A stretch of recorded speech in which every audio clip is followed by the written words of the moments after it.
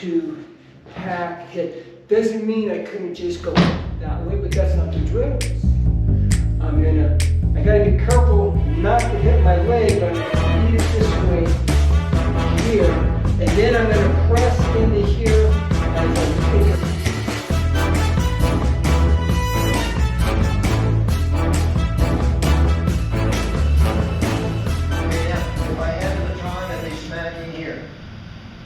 On this joint, or if I was up here on that joint with the knife, I'd be cutting the meat, okay?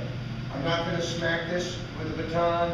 I'm not going to cut this with a knife. It just doesn't get me enough, okay? Now what I'm going to do is, from this position, I may tag this, move across, tag it again, then feed him the punch, okay? That keeps it simple. But in the street, he's got his guard up and I come to here, wham! I'm going to blast that sucker that way. A horizontal punch going against the vertical line, not trying to match a vertical line on it. Can I do this? Sure, but I teach people who can't get to that degree of accuracy right away. And generally, you go at him this way. If he's got ribs across here, you either want a line that's going up or you want a vertical line going in. If I just do a horizontal punch, oh, I could take all four knuckles and put them between a rib. Well, in this case, he's ticklish. So you see what I'm talking about? All right. So here, and if you're comfortable with who you're working with and you're comfortable with the drill, hammer this sucker, hammer this sucker. And what are you doing? You're practicing for accuracy. So I don't want to be off and hit into the meat. I want to get close to that bone. But I don't want to keep hitting it hard because it'll lay me back. So wherever you're going, but for the beginner, for the basic, tag and move. Remember, we do that, don't we? We move across here. So what I'm going to do is tag and move. Punch in here, feed him the punch. He then strikes in. Okay? He then can smack me in the face and go for the groin, because how am I going to see that one? I drop and hollow out. Smack him upside the head. This is just a simple way of doing it. Go through. Change the ankle. Smack up here, go through. Hyperextend. He retracts. I then go after him. He punches like number 5, the elbows. Now for the elbow, if you're going to do that, you want to immobilize this. Okay? The punch can be here because you're up higher. When you're going for the elbow, you want that because you're trying to get the thickness of the target approximately. Okay? Now he's going to come after me, and I stall it here. Now, if he's already there, he needs to do this for you, just for training. Okay? So I'm going to go here, smack it,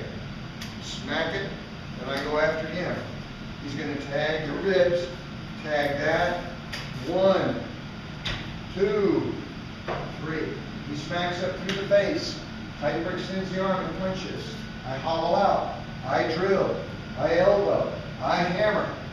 Comes up, and then he steps forward. Boom! This is all I have to do. I don't have to worry about the foot.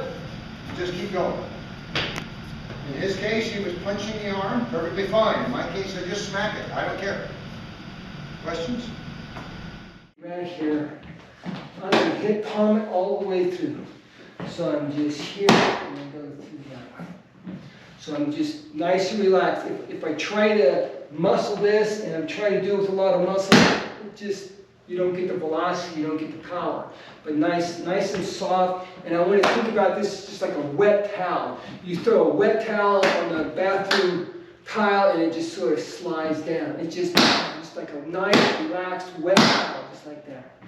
This hand is also doing a shear this way, so I'm hitting my rib, so should sting a little bit on my left hand too. Because the idea is I'm going to immobilize the shoulder and I just come in right here and just go all the way through.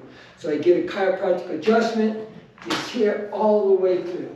That's why this hand is just as important as this hand. If I just do this, it's not going to be that powerful. But if I immobilize the shoulder and I slap through, because it's not a, did that hurt? It's a all the way through. So you're going to hold it here. He's going to pick out a spot on the wall, and he's going to bring this back each time. So I'm just here.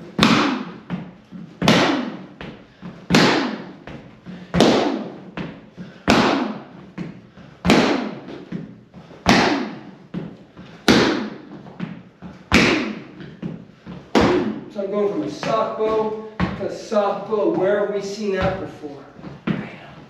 She's going to be in the left, she's going to throw a right punch. I'm going to block in, do the hacksaw into the neck. I'm going to be in Lanka 2, even though I'm stepping on the foot to keep her in the conversation. It doesn't look like ragdoll or like Lanka 2, but it is now. So I hit, I smack, and then I'm going to moving on this way as I come through, and I'm going to dump her that way. So come in, hit, hacksaw in. Then I'm going to take a little bit of real estate, do a hacksaw into the rib. It's going to be a one bone strike right above the elbow.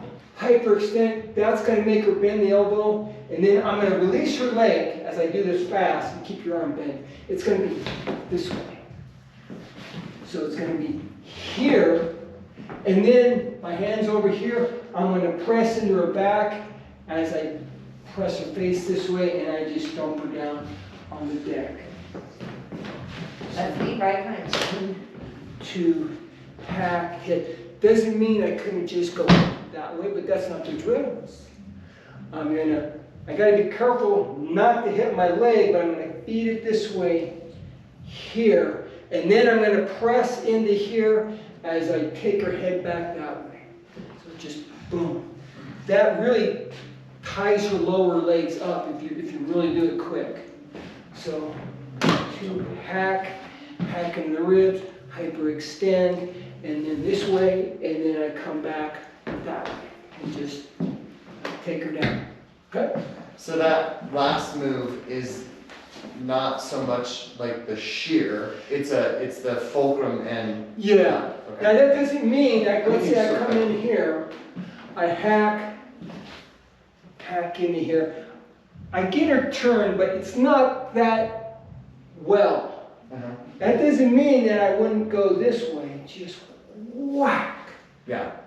But the technique is written up, because if I do it if I do it far enough and quick enough, it's going to turn her this way. And I'm going to press in the middle of her back and then press her face that way. But sometimes you may not get that. That's why I like the shear too. Yeah. It's here, bam. Maybe you don't get the reaction you want, and from here I just whack. So slow flow, I get 3 chances. So he's going to throw a punch. I'm going to do 1, that's 1 move, 2, and then maybe 3. Those didn't work, something messed up. So now he gets 3 chances. Okay, so, this one. So, well, I can just follow you through. 2, 3.